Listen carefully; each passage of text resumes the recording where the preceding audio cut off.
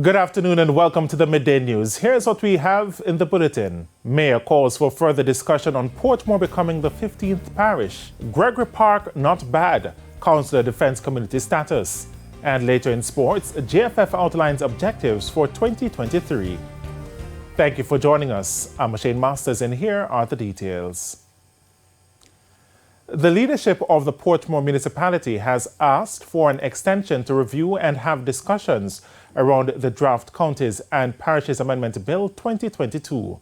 The bill is another step in having Portmore become Jamaica's 15th parish. More in this report. Mayor of Portmore, Leon Thomas, is adamant that discussions should be held with citizens and stakeholders of the municipality about the Draft Counties and Parishes Amendment Bill 2022.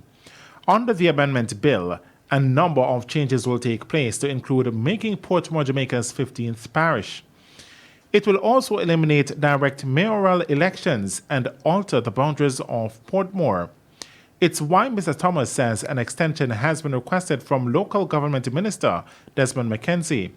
That extension should run until the second week of January 2023. Well, we are having discussion with the various groupings in Portmore, where we know that that body was put together when the Portmore City Municipality was put in place. Our citizen association, civic groups, and all those. So the PCAC now is the grouping that represents the citizen association and the civic organization in the municipality.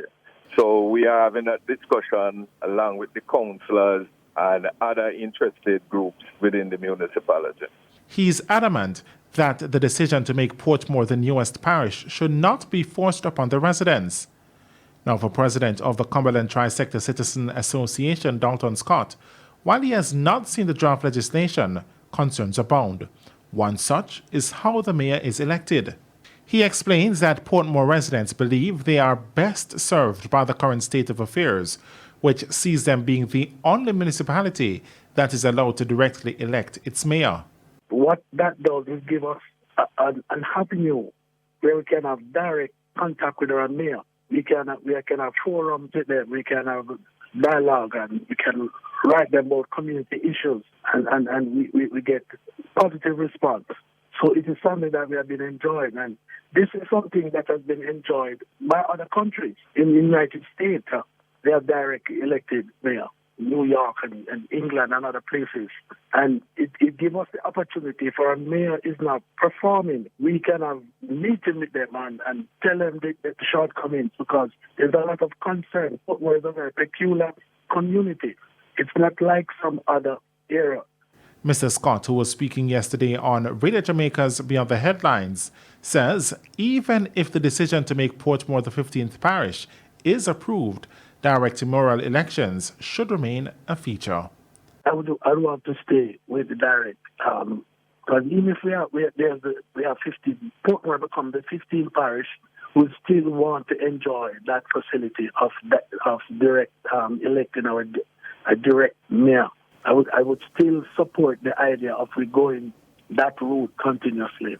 Councillor for the Gregory Park Division in Portmore, St. Catherine, Joy Brown, is refuting claims the community is a crime-plagued area. While acknowledging that the community may have some persons who are involved in criminal activities, Ms. Brown insists the majority of the residents in Gregory Park are not. They are saying Gregory Park this and Gregory Park that, like Gregory Park is the worst for this. So we also awarded outstanding members who born and grew up in Gregory Park, because Gregory Park is the first community of Portmore, is the mother of Portmore. And we have a lot of people in Gregory Park who are outstanding citizens. 98% of the citizens in Gregory Park are law-abiding citizens. TVJ News caught up with Councillor Brown at a Christmas dinner and award ceremony hosted in Gregory Park recently. The event sought to recognize some outstanding residents of the community. Among the award recipients was TVJ's videographer for St. Catherine, Devon Fletcher. PNP councillor for the Edgewater Division, Alaric Campbell, was also among the attendees. But each organization would have similarities. And I want to commend the fact that Councillor Brown has taken time out to recognize the workers in our division, the persons who, with my political experience, I can tell you, would have been responsible for our victory. As a councillor, I'm a people person. I don't look at colors. As a councillor in my division, people can attest to that. I treat everybody the same because I born and grew up in Gregory Park, and I don't put politics before people. Killed in Seaford in the parish on Thursday. She has been identified as 30-year-old Tian Yort, otherwise called Tuki. Reports are that about 6:45 p.m. Yort was returning home from work where she operates a bar when she was approached by an armed man who opened fire, hitting her. The police were summoned, and upon arrival, Miss Yort's body was seen lying face down in a pool of blood with a gunshot wound to the head. She was rushed to the Princess Margaret Hospital where she was pronounced dead. Jamaicans are being advised to seek urgent medical care if they are experiencing any form of flu-like symptoms. Public health specialist Dr. Alveston Bailey says over the past few weeks there has been a significant increase in upper respiratory tract infections. He says this is among both children and adults. Dr. Bailey says this is caused by a variety of viruses. The respiratory syncytial virus, the common cold virus, the adenovirus, the rhinovirus, the influenza virus, and the parainfluenza virus, and of course, COVID. We note that these infections that are occurring are mild, but they're causing a number of complications, such as infection of the air, infection of the sinus, infection of the bronchi, and of course, the lungs. We also know that the persons who are primarily affected by these flu-like illnesses are the immunocompromised, the elderly, and those with underlying disease. And Dr. Bailey is making another appeal for Jamaicans to take the COVID-19 vaccines.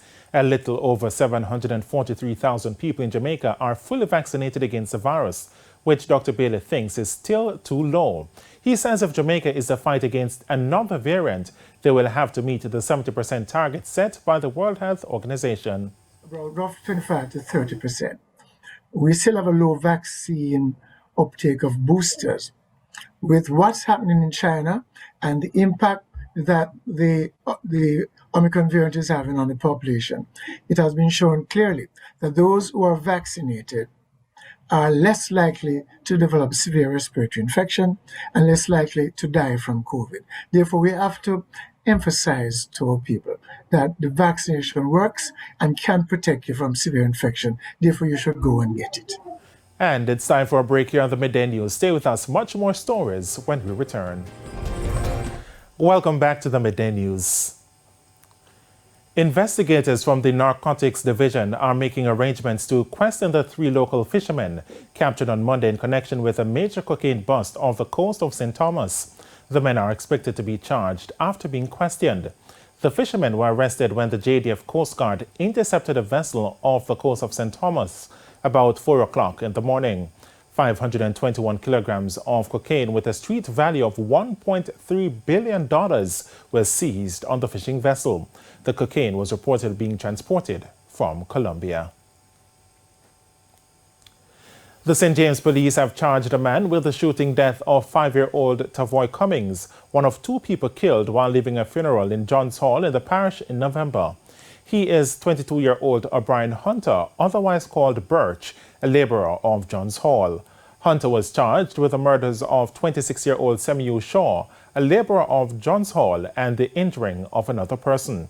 Reports from the police are that about 2 p.m., 4 people boarded a vehicle after the Thanksgiving service when they were pounced upon by men who opened gunfire at the vehicle. When the shooting subsided, Cummings, Shaw, and the injured man were seen suffering from gunshot wounds. They were taken to the hospital where Cummings and Shaw were pronounced dead and the injured man treated. And for the latest in the world of business, here's Codian Barrett. The cost to produce outputs in the manufacturing industry fell in the month of November. The producer price index for the sector was down 0.3%. The Statistical Institute of Jamaica says the main contributor to the drop was a 1.4% decline in the cost of fuel. The industry's movement was, however, slightly tempered by a 0.1% increase in the index for the major group rubber and plastic products.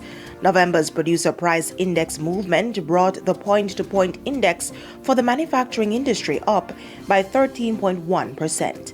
And in the business review this Sunday, Let's Get Paid, a one-stop shop for e-commerce has emerged. That's it for the Business Minute. I'm Cody Ann Barrett. Now for the top regional and international stories.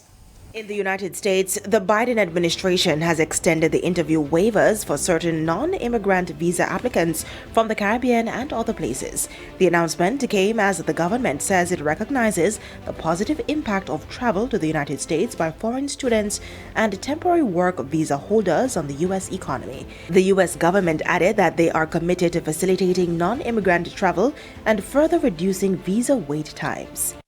On the international scene, social media influencer Andrew Tate has been detained in Romania as part of a human trafficking and rape investigation. Mr. Tate was detained alongside his brother, Tristan, after his home was raided on Thursday. Tate was a former kickboxer who rose to fame in 2016 when he was removed from British TV show Big Brother because of a controversial video which appeared to show him attacking a woman. And those were the top regional and international stories. I'm Cody Ann Barrett. And we head to a quick break. When we come back, Jermaine Brown will have your midday sports report.